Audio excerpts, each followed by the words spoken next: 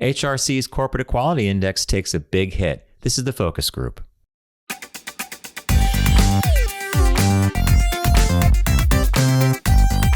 They're all business, except when they're not. It's the Focus Group with Tim Bennett and John Nash.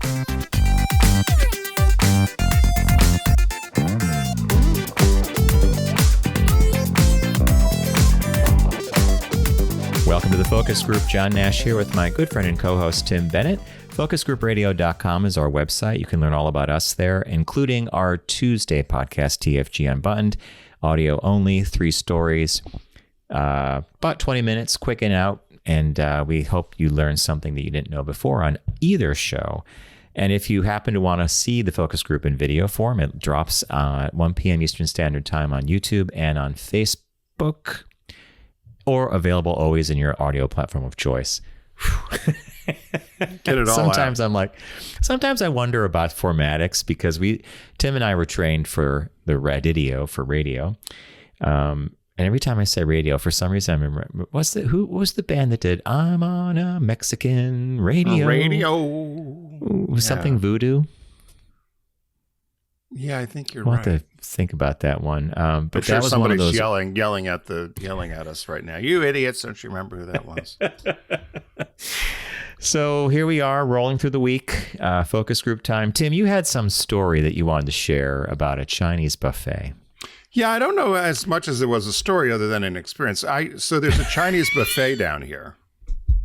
Where is that? So in relation to what I know about the town, is it on the main drag or is it sort of off?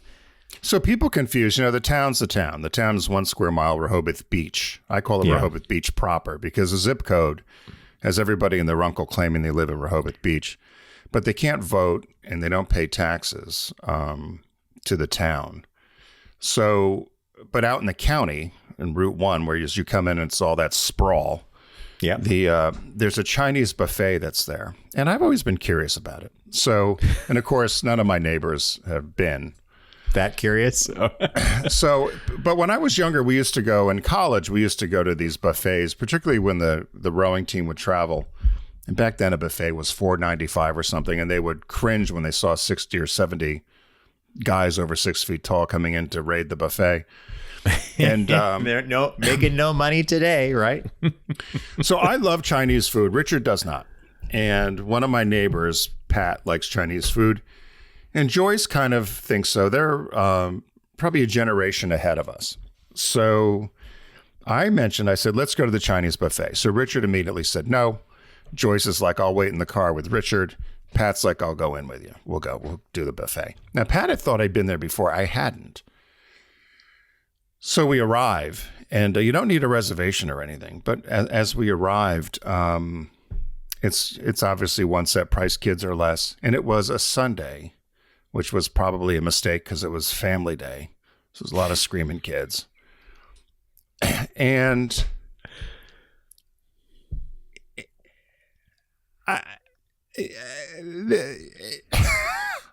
love Chinese food. Yeah, well, but we sit down at a table and we don't know what to do. And we're looking around us and people have mounds of plates of food and they've got all kinds of crabs and fish and shrimp. They're peeling. I mean, those kids are screaming. And we're sitting there like, and someone comes over and I'm like, what do we do? She goes, you get a plate. You go to the buffet. So, and then they offered drinks. And of course, Pat's looking for a Grey Goose martini. I said, your choices are water or a soda. I said, you're not going to get Grey Goose martini. Yeah. She goes, I guess a Grey Goose martini's out. I said, yeah. So, so we go up to the buffet and it must have been special seafood day or whatever, because the seafood was just, people were hacking at it and pulling at it and stuff with fried shrimp would come out and it was everybody grabbing. So there was some teriyaki thing going on. I couldn't quite understand what was going on there, but then I found out later after I was too full on all the fried foods that you could get this special teriyaki thing with fresh vegetables. Poor Richard sat at the table. He went and picked out a couple of green beans out of the beef and vegetable thing.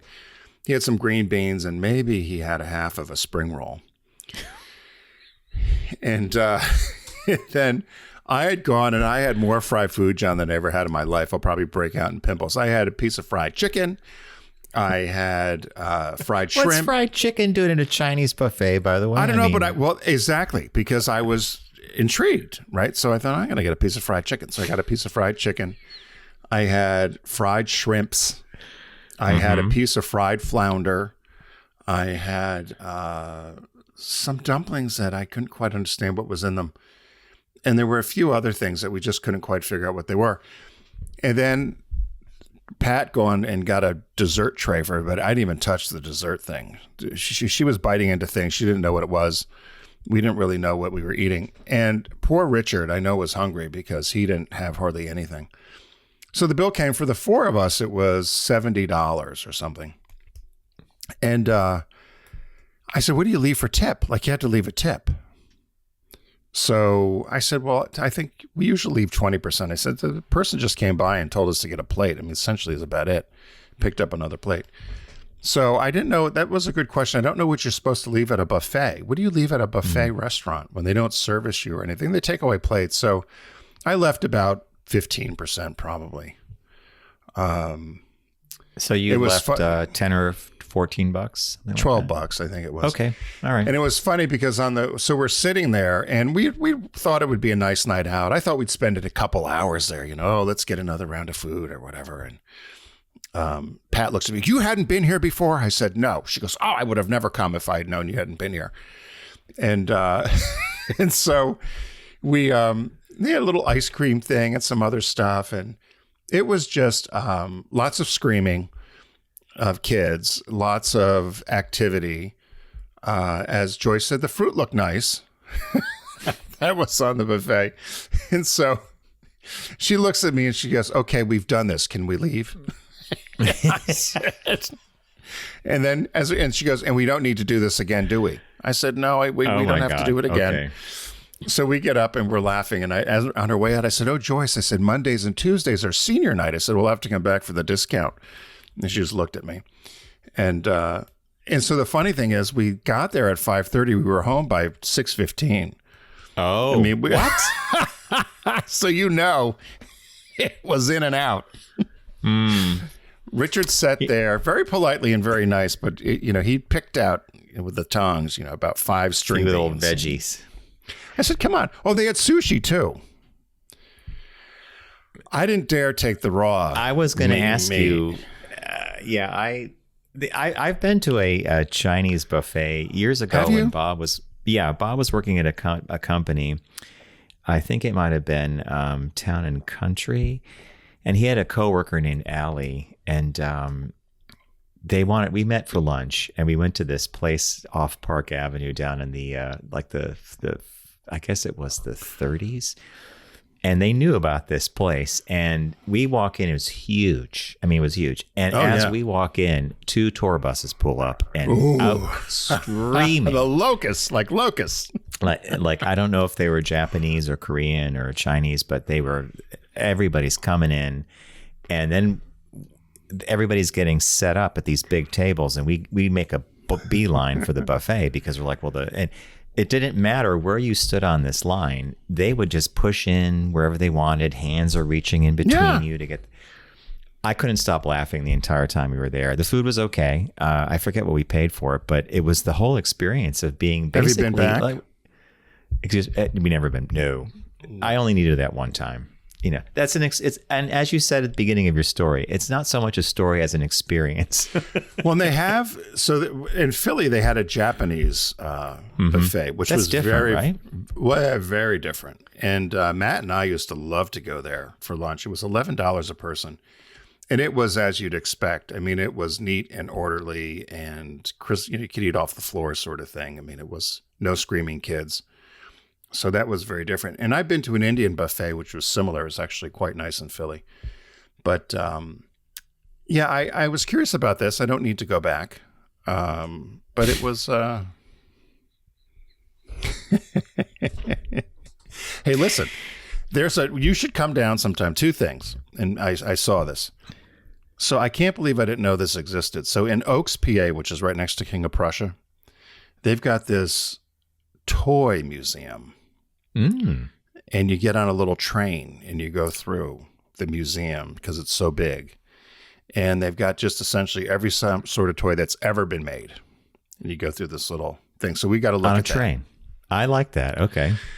And I only found out about that through social media. And then we might as well make a trip of it and head out to Amish country, which they have the world's largest buffet. It's an Amish buffet.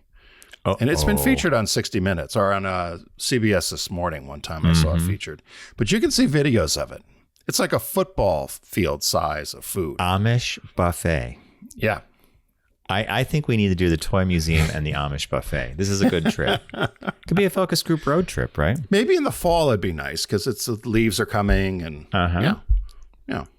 I don't want to do the Amish country in the summer. We did that for the ice cream trip. Ooh, that was hot. Ooh, was it hot? Very hot. Yeah, that was hot. No, we do that in the fall. Yeah. It might have been actually, but it was still hot. I remember we had a hot fall. Oh no, it was very, very hot. We did the Pennsylvania ice cream trail, which still goes on. They still do it now. They have different parts of the state they do it. Do you still have your scoop? My T-shirt. Yeah, I have my scoop. I have my T-shirt. I earned all this from multiple ice cream trips. All right, so how focus group works is Tim and I catch up as we just did. We have a segment called Caught Our Eye. We look at, or we share with you, the only show in the universe that's done this, a business birthday, quick break, and then we're going to talk about the HRC Corporate Equality Index. Took a bit of a hit this year, not surprising given the environment. But without further ado, Mr. Bennett, what caught your eye? What caught your eye? Here's what Tim and John found. This popped up in my social media feed, and I think it's based on the most recent U.S. Census. But apparently a number of researchers had gone through, and they were trying to figure out names that were in jeopardy. So the headline is, American last names are disappearing fast. These 15 last names are nearly extinct. So they comb through the whole census, and they discover how many people have a particular name. Can you imagine? I didn't know that there was such a thing. So, and they said the other thing that's happening is that women used to traditionally take their husband's name. That's happening less and less. More women are choosing to keep their maiden names. And they said this also, they think, has resulted in some of the changes in names. They said the discovery was shocking in that they said there were a number of last names that have surged in the U.S., but there's certainly a number that have declined. And they said the discovery was shocking that they found 5 last names that were once popular are now on the threatened name list. So here are the names. They said, well, most on the list are German or Scottish. English names seem to be the most endangered. Now, I don't know anybody with any of these last names. Maybe you do. Woolidge. Wooledge. Woolidge. Tuffin. So there's only 90 people in the U.S. with the name that last have name these Woolidge. Names. Okay. Yeah. Tuffin. Zillman. Tillman. Only 95 individuals still carry the Tillman name. Tillmann. Amen or Amen. Ammen. 96 people. Rugger. Rugger. Bevere or Bever, Bevere, Bevere, I think it is. Said it's of Irish origin. 97 people have that name. Blander, Summerbell, Yes, and Bouchier, Bouchier, Bouchier, Bouchier. Bouchier, yeah, Bouchier. Yeah, Bouchier. There's 99 Bouchier, people. I guess you could do, but how many people? 90? So it's a family 99 name in the U.S. Then. Yeah, well, so these are the last family names. Name. Yeah. Yeah, so the family name's dying. So those are the names that are in danger that they think will be gone soon. These are names that are threatened, and actually I know a number of people with these names. So the name Hall is being threatened. That's had a big decrease. Hall, only 407,000 people carry that name. Bell, Bell, which we know Jason and Jay Bell. Yep. Susan Bell. Ball, like Lucille Ball, Ball, threatened. Small. I don't know anybody with the last name Small. No. Walters. I was surprised about. Well, you know. Yeah. So they said you would think that was a common last name. There's only 14,905 people with the last name Walters in the U.S.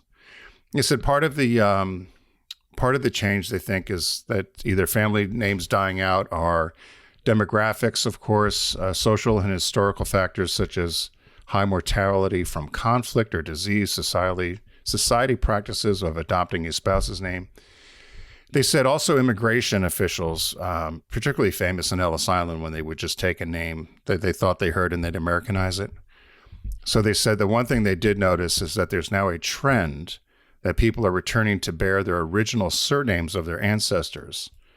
And so if you had known that your family's name was changed when you would come in, people are going and changing their name back to what the original name was as a trend. So it might have been changed at Ellis Island.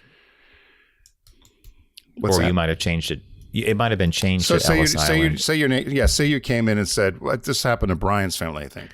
They said Romano or something. And said, oh, you're Roman, R-O-M-A-N. Yeah. You took the O off. I've heard of that, yeah. Interesting. I'm surprised my name's not on there.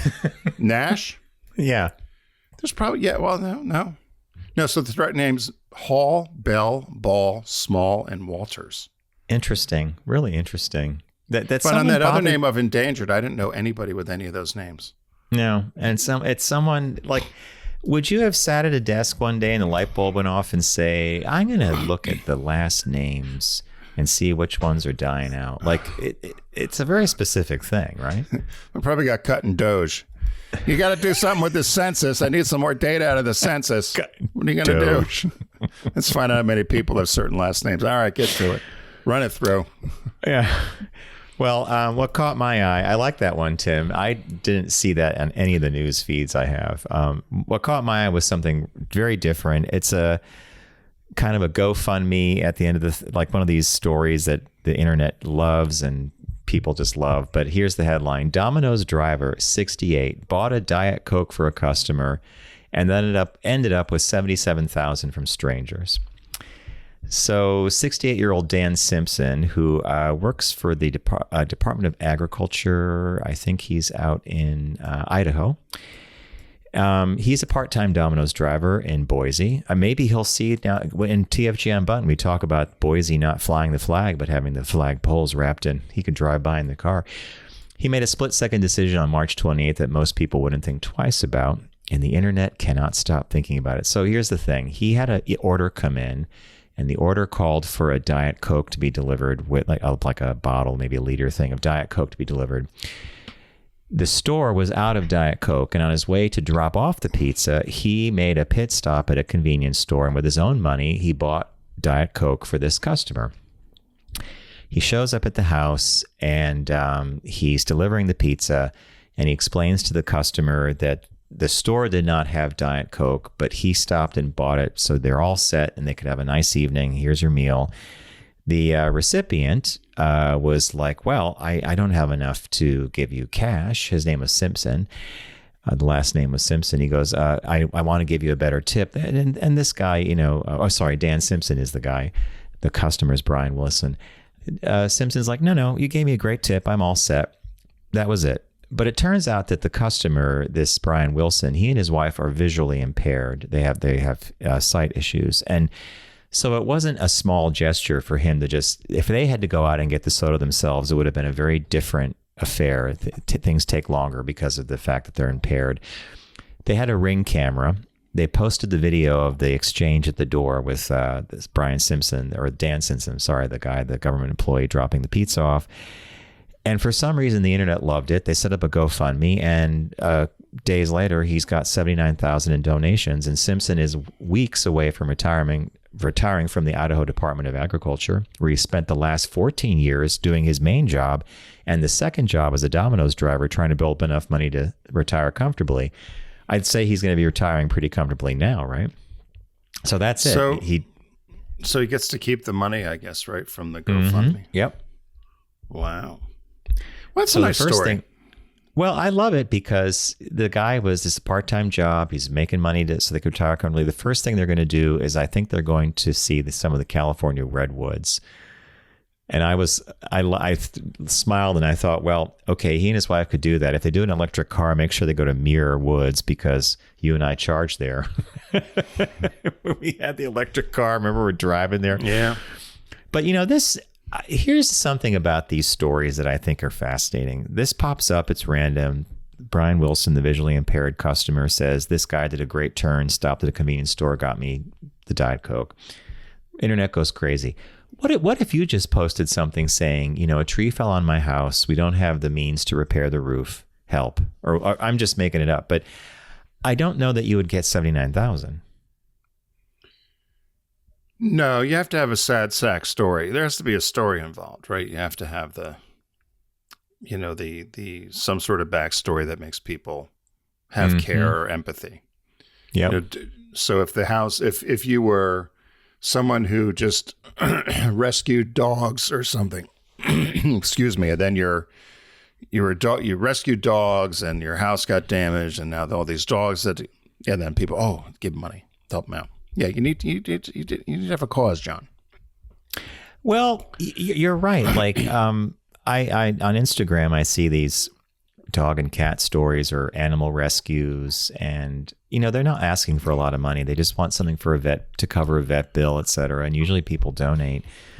But I am fascinated that a pizza delivery yielded and a nice gesture. I'm not denying the guy did a great thing by going to the store and completing the order for this couple, but $79,000. I mean, or are they doing it too to help because he said he wanted to retire and he was doing this job to retire? That's quite possible. That's quite possible that it's a part-time thing. He's been doing it for 14 years to just supplement their retirement. So it all the factors enter into that in a nice way that I think people say, right. Hey, this guy was good. He deserves a little something. Yeah, this isn't one of those stories, but you have seen every once in a while somebody will come up with some fantastical tale, and then they end up getting caught that it was a scam, and people are given money under false pretense. But by then the person's already gone off with the cash. Mm-hmm. So there you go. So without further ado, as we move along through the show, it's time for our business birthday. Everyone does celebrity birthday greetings, but the Focus Group is the only show in the universe that celebrates business birthdays.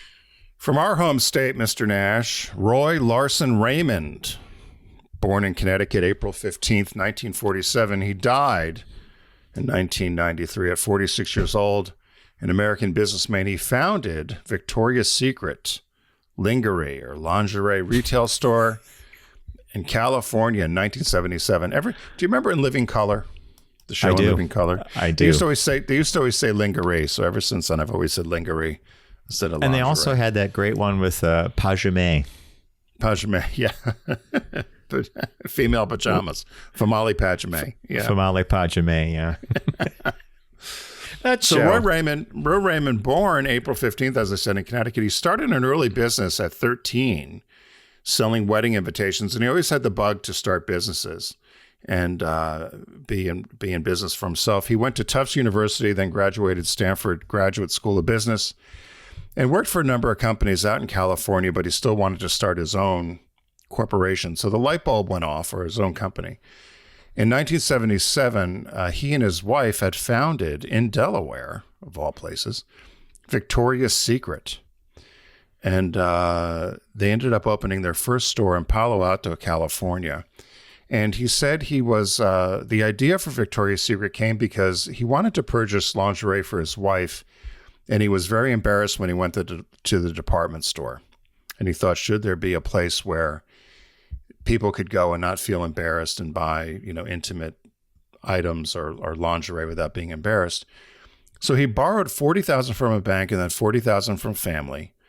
And then he and his wife worked together, and they wanted it to be a Victorian-inspired theme because they thought that was classy, I guess, and evoked sophistication and propriety associated with the Victorian era. And kind of this secret underneath of clothes whole thing. And so they said it was a reference to Queen Victoria. So in selecting the name Victoria for the business, they said they had tested and gone through a couple hundred names and then finally came up where they thought that Victoria was best because it did everything they wanted it to do. So, Tim, did it do everything it wanted to do because they were trying to kind of do this Victorian, Yeah, no, they wanted, so they said the reference to Queen Victoria, the name Victoria's Secret was meant to evoke the sophistication and propriety associated with Victorian-era boudoirs while alluding to the secret underneath of the clothes. So they said that name Victoria ended up, even though they had a bunch of other names, really did what they wanted the store to evoke. So they said they earned $500,000 their first year, and then they decided to start mail order as well. So they did that in San Francisco. Leslie Wexner, Epstein's friend, Les Wexner, discovered the store in the 1980s, and he said it was unique and said he'd never encountered anything like this in his travels. So he contacted the Raymonds and wanted to buy or get involved with Victoria's Secret. And as Roy Raymond said, when I met Leslie Wexner, it was as if I met the devil. Wow, he said that? Yeah. That's something. Okay. And they said Wexner kept trying to get him to sell the business or whatever. So sadly enough, 6 months later, Victoria's Secret was headed toward bankruptcy. So they did call Wexner to sell the store. In 1982, Les Wexner bought Victoria's Secret for $1 million from Wexner, or $1 million. He sold the store to $1 million of Victoria's Secret. And at that time, there were only about 5 stores in the catalog. It was grossing about $6 million a year. So, Wow. Of course, Les Wexner of the Limited fame and all those other retail stores ended up building a huge empire out of Victoria's Secret. So they said that Raymond stayed on for about a year to help, but then he went off and he and his wife opened another store called My Child's Destiny. I never heard about it. No. It was a business that catered to professional couples with children. It sold computer games, imported dolls, very expensive toys. And they said the business had suffered not only from poor location, which had limited walk-in traffic, but also they thought it was focused too much on the wealthy, and the store became elitist. So that went into Chapter 11. So then he said he and his wife at that time then lost both their homes in San Francisco and Lake Tahoe, as well as their automobiles. But he continued to generate business ideas. So they were launching 3 other companies, including a children's bookstore called Quimby's, a mail-order home repair hardware business, and a company that produced wigs for people who had lost their hair due to cancer. So the marriage started to struggle. They had Raymond and Gay. They were married. They had 3 kids. They ended up divorcing. And then lo and behold, on August 26, 1993, Raymond died by suicide. He jumped off the Golden Gate Bridge. Oh, my. They I said didn't he was see this coming. I was going to ask you because he died at 46, right?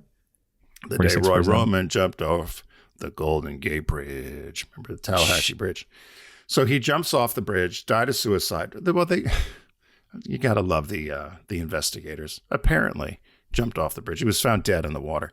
He was last seen walking toward the bridge. Hours afterward, his body was found by the Coast Guard near the Marin shoreline. Investigators concluded that he probably jumped off the bridge. Gay, his wife, said that she believed he had suffered from depression because of his business failures. But now, if you rewind, you said they lost they lost multiple homes, they lost their autos, so they probably were close to bankruptcy at some point, right? Oh, they declared bankruptcy a few times. Yeah, a few times. Yeah, he invested he invested $850,000 in this My Child's Destiny. That went belly up. That was the toys and computer things to wealthy families. The one that was elitist, or right. And then he filed for Chapter 11 bankruptcy again in '86, and that's when they lost their homes in San Francisco, Lake Tahoe, as well as their cars. But then he's opened up or started going to generate ideas for these 3 other businesses, and that's when he and the wife divorced in the late '80s, and then they divorced in 1990, and he killed himself. Or suicide in 1993. I was not expecting in any way, shape, or form that twist for why he died so young, A. And, the Golden Gate Bridge, the timing is correct for that. There's a movie that we watched called The Bridge. It's a documentary. The documentarian, I think I mentioned this before, the documentary set up a camera in the Marin headlands, and he was actually doing a nature documentary on the fog. And he was doing time-lapse photography of how the fog would come in under the bridge and go out and come in. Well, when he started looking at the footage, he saw little black dots dropping off the bridge. Wow. And then they coordinated those actual black dots dropping off the bridge to times when they knew someone had jumped off the bridge. You know, they've changed this now. There's a big net under the Golden Gate Bridge now. If you jump off, you're actually caught in a net. It was because of this. But oh my God, I can't fathom, walking under the bridge. Are they catching people in the nets? Yeah. So that there was such a problem with it that they did put this whole thing under the bridge. I don't know what would. Wow. Well, there you go, right? It's a tall bridge. I guess the impact would kill you immediately, right? When you hit the water. Anybody who's had grandparents or relatives that served in the Navy, for example, on an aircraft carrier, those guys are taught how to jump off the ship if there's a problem. And you're supposed to put your hands like this, and you're supposed to try to hit feet first, because at the height they're jumping from, it's like jumping onto a slab of concrete. The water, it does give, but it can, if you were, Oh my, well, I love this fact that he started Victoria's Secret. I'm glad that was successful. Sometimes you don't hear about these other bad things that happen, though. Other business ventures that go sideways, bankruptcies. Wow. No, but for him to sell it, think about it. He sold it for $1 million. And what it became. And then what it became. So, and it's still a thriving entity from what I understand. So, yep. So we're going to take a quick break. When we come back, we have a shop talk that John talked about regarding the HRC. I guess no surprises, John, in the HRC article, but we'll discuss it on the other side. So stay with us. We'll be right back.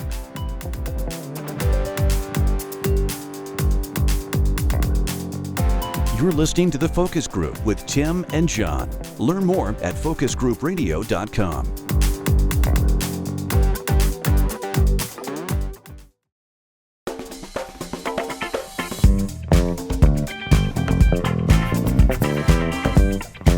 Now back to The Focus Group with Tim and John. Available pretty much everywhere.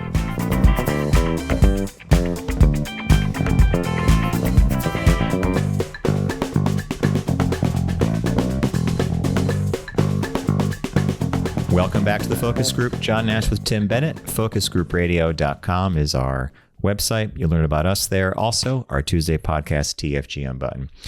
As Tim said before going to break, we have a story that I teased at the beginning of the show, and it's about the HRC's Corporate Equality Index, their yearly ranking of companies and their policies on diversity, equity, and inclusion, who ranks at 100, who ranks lower, who ranks higher.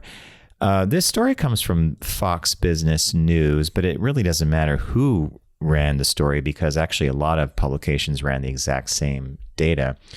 And the headline reads, Big Business Pulls Back from LGBTQ Corporate Rankings in Dramatic One-Year Slide.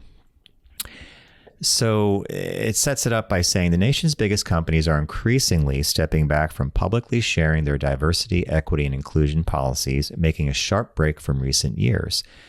The Human Rights Campaign Foundation's 2026 Corporate Equality Index, released in February, found a 65% drop in Fortune 500 participation, with 131 companies submitting information for evaluation this year, down from 377 in 2025. A gentleman named Dustin DeVito, who's the head of research at the conservative watchdog 1792 Exchange, called the decline shocking. In an interview with Fox News Digital, I'm not so sure that a conservative would find it shocking after what they've been doing, but he said this year was the first time that Fortune 500 CEI corporate participation has plummeted by double digits after it plateaued in 2025. But this year, it's totally fallen apart. Now, HRC, for their part, says the drop in submissions does not necessarily mean companies are abandoning workplace inclusion policies altogether. And, quote, instead, the decline in submissions reflects a shift in how employers are approaching transparency in the current environment.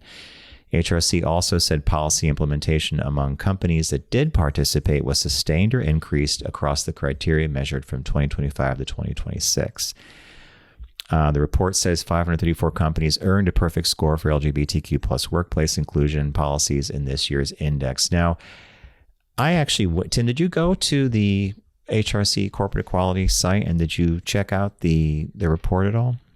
I did not. Did you? Because that's yeah, interesting. It's very different this year. So past reports, you could actually call up a PDF, and they would rank, and alphabetically they would have every company that had the rankings, and it would tell you if it was a 80% or 90 or 100. And a lot of corporations for many years touted their HRC Corporate Equality Index, their bona fides, I guess would be, or bona fides, as a, here's, hey, look at us, we're doing really well. Then, of course, a year or two ago, the Robbie Starbuck campaign against DEI began with John Deere and Harley Davidson and Tractor Supply Company. And it snowballed from there to Kid Rock shooting up cans of Bud Light. And suddenly you have corporate America like, Tim and I would like to just say for the record that DEI, diversity, equity, and inclusion, is a corporate HR policy set of policies designed to kind of have your workforce reflect the customer you serve. And it's not to be confused with advertising and marketing. So I just want to throw that in there. But in typical fashion with this administration and with how aggressive they are with the tack dogs of social media, many companies have just basically folded up shop, brushed their hands, and decided to move on. So I went to the index, and they do it differently now. You have to actually, you can find a list. It's very, very buried. But if you put in a company, like let's say I put in Toyota, and it comes up with the facts on the company, and it will tell you a score, but it will say underneath the score now, unverified or using previous data.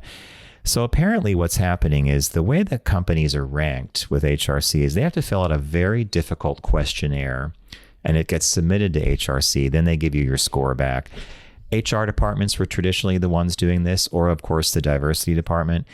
I think a lot of companies just aren't submitting anything, and that's why you see this drop in the index, because they may have DEI or they may have policies, but they're just not going public with it. Yeah, it's funny you mentioned Toyota, because something came across my feed that Toyota has abandoned or stopped all outreach to the LGBTQ community and has confused it with DEI. And part of the issue here, I've got to check it to see. There was lots of chatter about it, so I'll say allegedly Toyota's dropped. But I have to check it out. So it's funny you brought them up, because I believe Lexus brand was still doing something with the very much so with the consumer. They did say, John, as you noticed, the reports are different if you can find them, and they said that they believe a lot of the level of detail, whether you had trans rights or benefits or adoption rights, some of the things that you would be able to look at in a company, is very limited now. And they said they think it shields companies from scrutiny.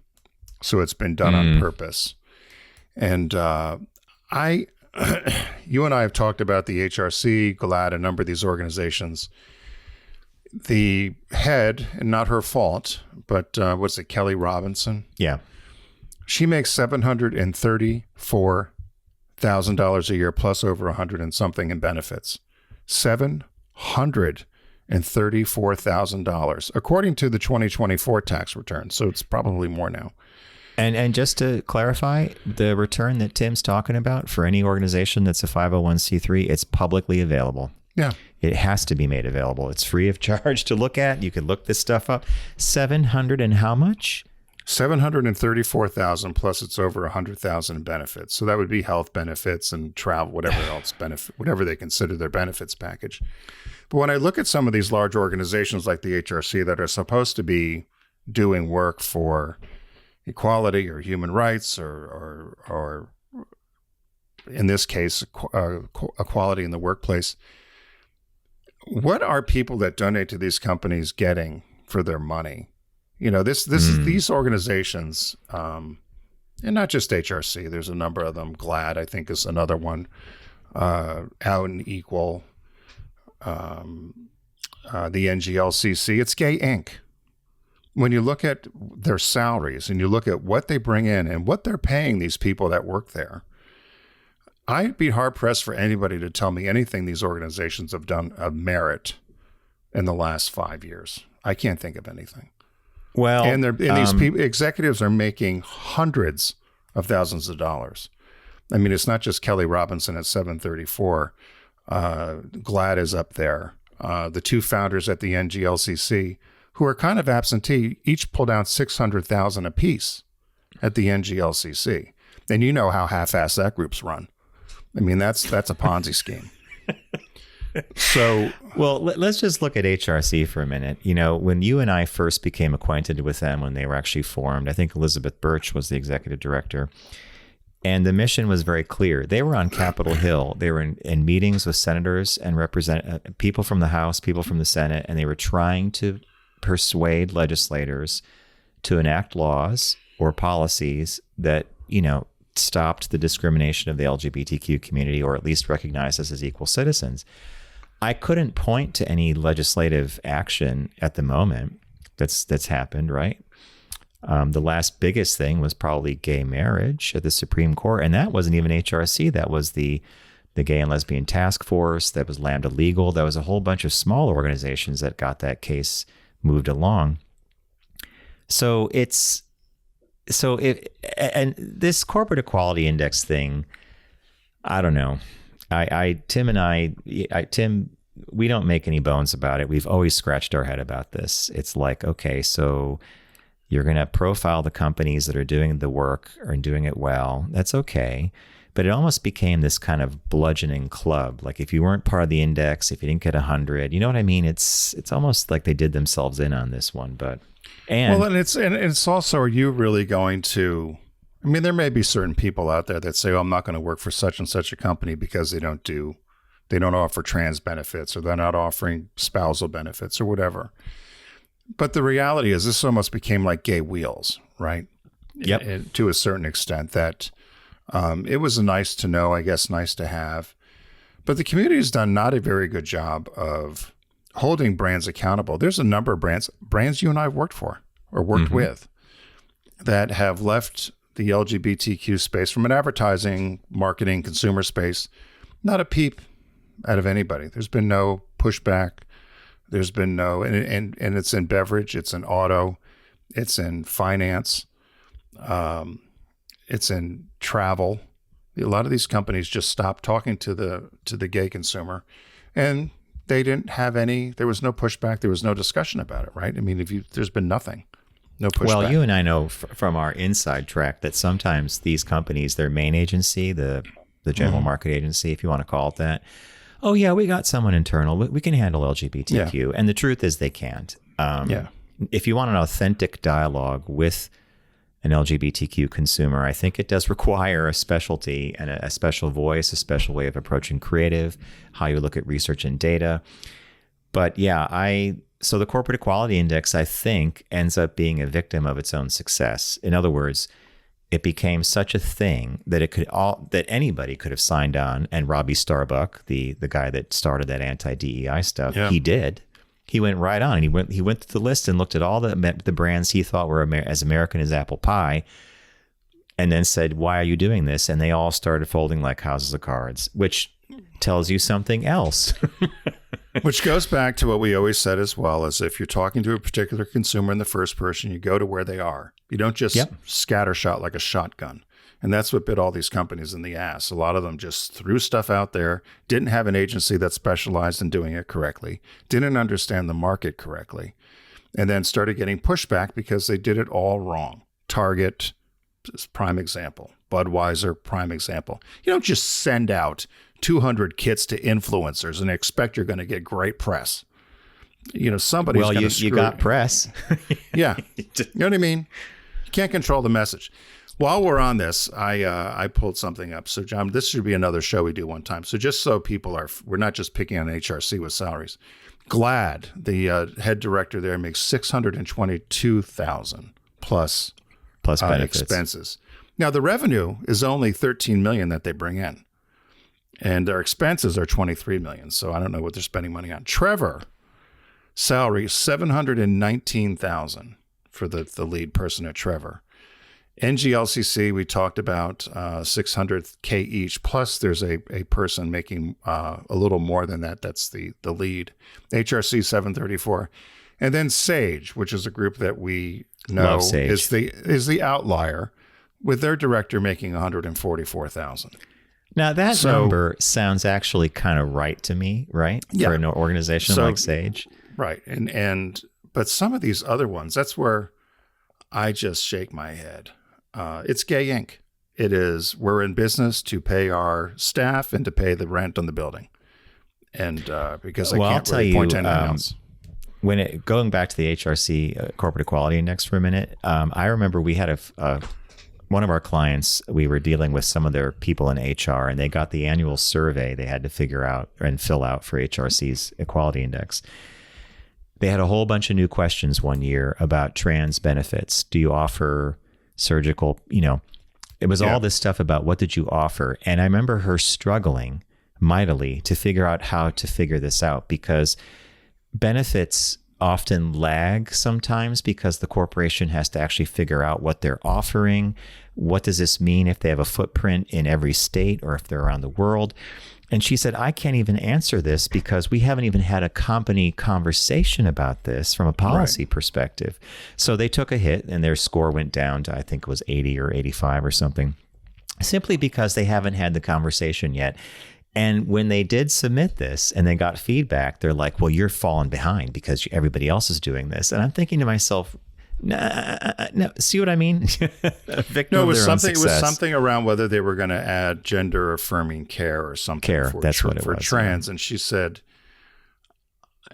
exactly what you said. We need to figure out how our insurance covers these things, because we don't know. We don't even know if insurance companies don't cover this. But no, you're exactly right. There's a lot of these companies or a lot of these nonprofits that kind of bit themselves off by being too far ahead of what they thought. Way ahead of the curve. Yeah. I was curious about this. I'm glad somebody wrote the piece. I don't know where you got this from, probably LGBTQ Nation or something, or Fox Business News, actually. Or Fox Business News. Wow, okay.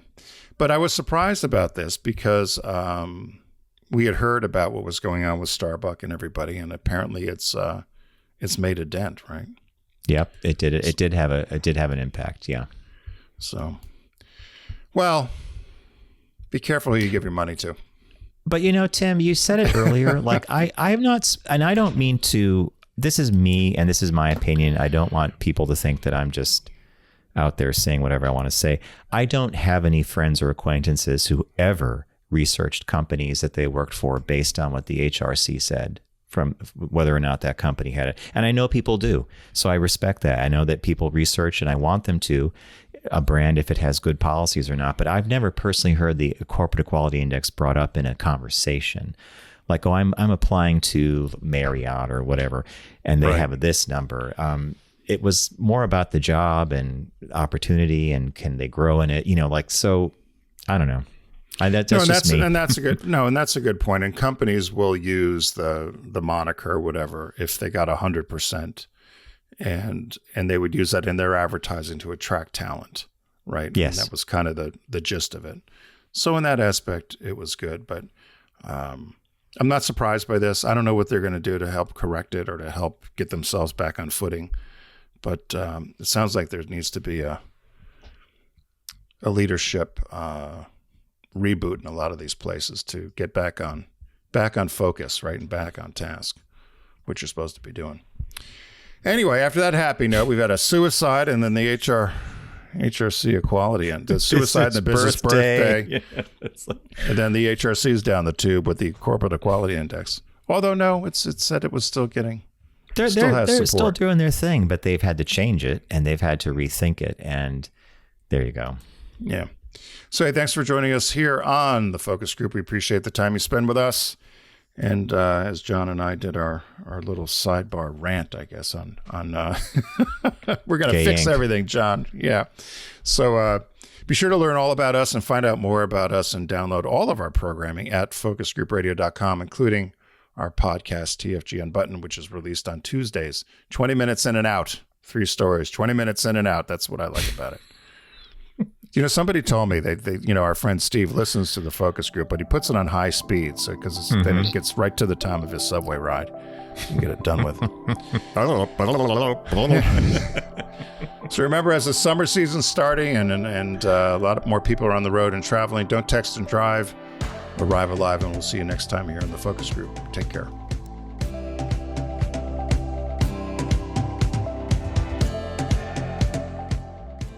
It's the Focus Group with Tim Bennett and John Nash. Accessible on all platforms. Subscribe, like, and rate us on your platform of choice.